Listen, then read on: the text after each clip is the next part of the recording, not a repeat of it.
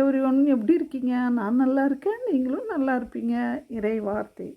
ஒருவர் கிறிஸ்துவோடு இணைந்திருக்கும்போது அவர் புதியதாக படைக்கப்பட்டவராய் இருக்கிறார். பழையன கழிந்து புதியன புகுந்தன அன்றோ.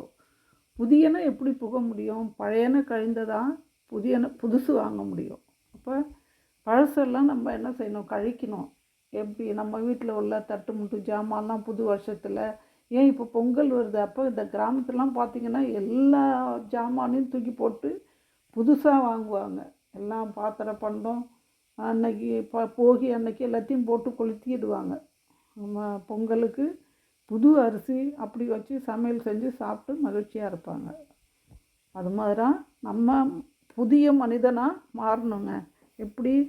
நம்ம சிந்தனை, சொல், செயல்கள்லாம் பழைய கெட்ட சிந்தனை பாவக்கரைகளெல்லாம் அகற்றிடணும். புதிய நல்ல மனிதனாக மாற்றம் அடையணும்.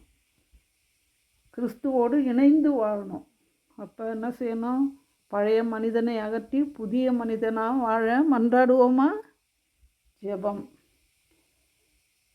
அன்பு ஆண்டவரே, நாங்கள் எங்கள் உள்ளத்தின் பாவக்கரைகளை அகற்றி புதிய மனிதனாக வாழ புதிய இதயத்தை தாரும். ஆமேன்.